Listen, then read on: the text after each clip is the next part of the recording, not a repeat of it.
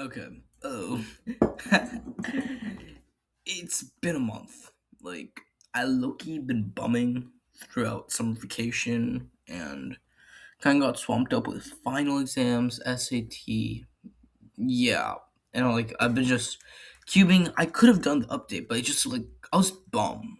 I'm like being a bum. Anyways, here it is after a month, update 16.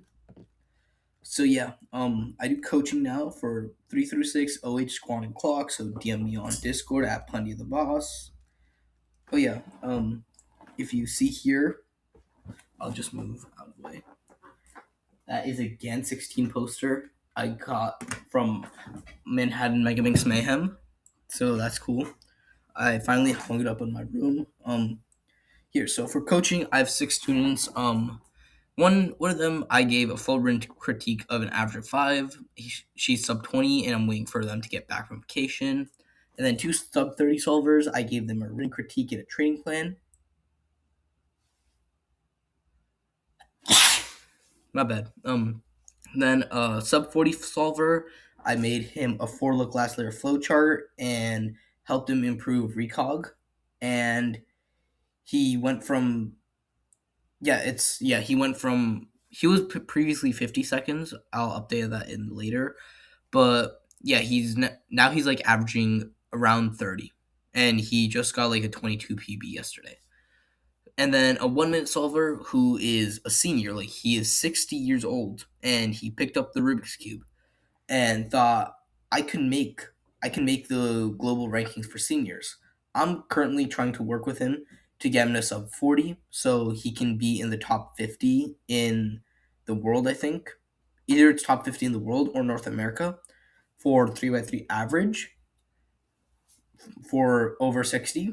And then I have a Squan solver who's learning CSP and OBL, and I'm waiting to hear back a little bit more from him so I can make a better training plan for him. I currently have no sponsor, but if you're a sponsor and you're watching, please reach out. I am almost at 300 subscribers, and I'm open to literally anything.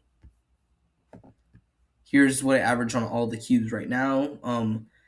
Insane improvement on clock. Like if you've been seeing my YouTube community posts that I'm posting regularly, like almost every day about what I'm averaging on clock, and they're averages of 50s instead of average of 100. I'm gonna get to that a little bit later. So basically, what I did this whole month was a whole lot of clock, a whole lot of squan, then 5x5 and 3x3, which are like here. 5x5, I'm just getting a little bit more. I'm getting a little bit slower, but I'm also getting fast times too. So I'm being slightly inconsistent right now because I'm not practicing that much, and my turn speed's like very variable. But if I work on like not TPS burning, I can just improve to around 120 because I'm around 125 ish, 120, 128, 125. So if I do that, I can get a lot faster, and then a whole amount of SAT practice. I'm just get my glass binder. Okay, this is after 1 week and 3 days. Okay, so a total of 7 classes. It's all just homework, and then 3 SAT practice tests are in here. One of them I got 1520, the other 1480, and another 1440. On the digital one, I just screwed up on. Like got a 1330. Like I don't know how that happened. Like I'm capable of getting a 1500 right now, but like I just need insane luck. So I got up the consistency and grind more practice problems basically. So here are my coaches. Someone anonymous for Squan. You don't even know who he is. Albert Sanhueza Thierrault for 3 through 7. He's Canadian speedcuber. He was 2024 Quebec champion for 5x5 and 6x6. And Megawink's Canadian podium at Canadian Champs 2025. And then Ethan Zhuang and Ivan Duong for Clock. They're top. Ivan is a top player, and Ethan Zhuang has a 296 average. Yeah, a 296 average. Not sure if he improved it, but it's okay. And then I'm trying to get sub 4 on clock before I leave for encampment in about 8 days. Yeah, it's 8 days. Yeah. So I'm right now averaging around 4.6, 4.7. Like, I'm sorry guys, I had to do it. So I'm also getting new hardware. Like, my dad's going to finally let me order something new. So I'm probably gonna get the Lilac clock because good plastic. The plastic is good. I consider pink and blue because that's pink because there's less friction, and blue because like a lot of people use blue. But I've talked to a few people and they all recommend lilac to me, so I'm gonna get the lilac clock. Um, yeah, that's basically it. And then I'm getting an FTO. Like, I'm I when I heard about the clock removal decision for FTO, I was really, really, really bad. Like, genuinely, I almost started crying because I'm putting in so much time. Like, this is the event that I've gone, the only event that someone has actually told me you're actually really good at this, and that's just not from a non-cuber. That's from someone who is world class. Like, I've had world class people tell me like my turning is really, really good, and seeing that aspect get removed, and then I don't really have anything that I'm equally cracked at or decently good at. Like, I'm not even sure if there's anything close to it remotely. Like, maybe Squan, but like Squan, my turning is kind of like just I don't know, like, well, it's motivating me to practice more, but I don't know how that'll have an effect on my nerves and how I perform in the future. Like, oh no, I have to get really, really good results because clock's getting removed. Like, cause so that might put on a whole nother amount of like issues. But if I break sub four for my comp, like I have a comp soon, which I'm going to get to, and yeah, full CSP by July 24th. I'm not doing that. Like, I have it explained on a later slide, but I'm not learning full CSP. I'm still grinding, and yeah. So because of the limited practice time I'm having, like my dad's like, you're practicing too much, aka 1.5 hours a day. He restricted me to 1 hour a day, so I'm doing 50 clock cells a day, and then I was supposed to be doing 4 CSP cases a day, but like I'm learning them in a cheat way. Like, it's not really good the way I'm learning it. So yeah, so I learned 40 out of 90, which is pretty good. Like, it's a good part of CSP, but I need to train them all because basically what I did was I opened up Squango, scrambled the case, like opened up Trainer, scrambled the case. I did not practice tracing. I just looked at Matt's tutorial, solved the case for like check the Kale tracer if it was even or odd, did that alg, and then scrambled again, and then just practiced exec. And like my exec's not that good. I only did that like 2 or 3 times before I'm like, okay, this is good. Because basically what I had in mind was I would just learn full CSP, then grind and review later. But I don't think I can do that if I learn full CSP. So I just need to do that now with the 40 I have. And I'll finish learning CSP after August 9th. Like, there's no way for me to do that. Yeah. So I have a plan for sub three because my end goal is sub three, which is going to be a top 100 spot by the time clock is removed. So right now I do 5 letter memo, and my my memoed moves are mostly better than my intuitive moves. So when I'm sub four, I will start learning 8 letter memo and how to do that quickly, so I could get sub three because I do the drill where it's just like intuitive pin transitions where you just go this, this, this, this without any rhyme or reason to the exec, and I can sub to like 98% of the time, which means that my memo is going to carry me through a good solve because there's not really much you have to think about because so basically after you solve this block and then you do the slash memo, you have to track 2 pieces and then track these two, and then you have to bring it to 12. So that is kind of annoying because I have to look here, then look here, and then look here. Those pauses are costing me a lot of time. So 8-letter memo will help me reduce that amount of time and help me turn faster. Because another thing that I need to work on is my turning speed. My turning is really, really good, but it's really, really slow. So that, and also I need to work on having good D moves. Like for left D moves, so like I memorize positive numbers are numbers and negative numbers are letters. So the letters I can do properly with my ring, with like my ring finger. I can't really do it, but like here, it's really easy for me to do it.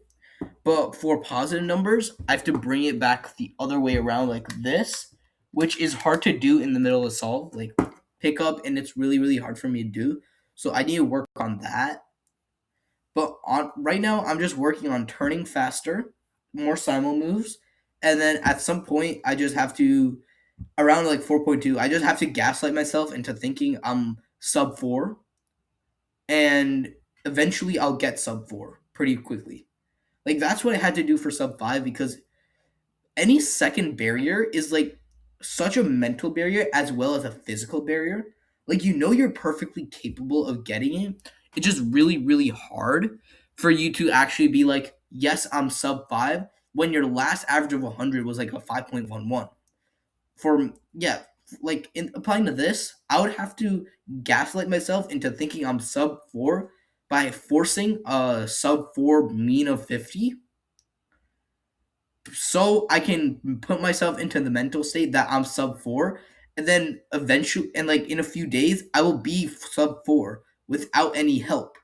Like by help, I mean as in giving myself slightly easier scrambles so I can do the gaslighting. So basically, my first sub four average of 100 or mean of 100 was like it was low key fake. It was low key fake, but for the purposes that it was to gaslight myself into thinking I'm sub five, it was good. And now all my average of 50s and all my average of hundreds are all perfect scrambles, proper scrambles, and they're sub five. So that's what I'm gonna do for sub four. That's what I'll do for sub three. And then now AP exam of I'm fried. Yeah, I'm gonna get gas. Like I'm gonna get flame, bro. AP Computer Science A3. Like, come on, bro. Like genuinely, I think I got every answer right. How did I get a 3, bro? Oh my god. It's okay. Like Loki might switch to business or like cybersecurity or engineering because of the 3, but it's okay. It's like totally fine. My career options are still open. I'm still looking. The only thing I know for certain is I'm trying to get top 100 in multiple events throughout my lifetime and like maintain it and become like a Luke Garrett, I guess. And just like cube for 3 hours a day for the rest of my life. Yeah, that's probably not happening. But anyways, yeah, I'm really happy with AP Bio because I genuinely studied only 2 topics and then 6 hours, and that was over 6 hours, and that's it. That's the only thing I studied, and I got a 4. And a lot of this was ninth grade knowledge, bro. Like ninth grade honors biology knowledge genuinely carried me. Okay, so last time I said road to 1500 SAT. Nah, road to 1600, guys. My parents are expecting me for a 1500, and I want to prove them wrong that I am not as stupid as they think I am, and that I can do much better than they set their expectations to be. And I do not need 8 whole months to study for a single test and get a good score on it. I am aiming for a 1600. I will put in the work for a 1600. And I know I'm capable of it. I just need to lock in and do more practice questions. So now, I'm writing an editorial for Speedkeepers Digest. Topic is how to train a 3-year-old to world class at 3x3. And yeah, it's pretty done. Like it's not pretty done. Like what am I saying? But I'm on section 5 of 8, I think. Yeah, it's going to be like around 10 pages. So I need to shorten that down or make it multiple parts. So basically, what I'm thinking of doing is I'm gonna shorten down a little bit. Yeah, I'm going to shorten it down, release it in two parts, like part one and part two, and then I'm going to have like a subscribers only version, which will be the literally the full version. I'll include my handwritten notes to it too, and then also my separate takes and like what I'm and like my idea of a training plan. So if you want to see that, subscribe to Speedcubers Digest. Subscribe for it. Refer others, and you can get if you refer three people and people subscribe because of you, you'll get a month free of Speedcubers Digest Premium. So yeah, that's the premium version of my editorial will be part of the premium version of SpeedCube's Digest. So if you refer three people, you will get a complimentary 1 month.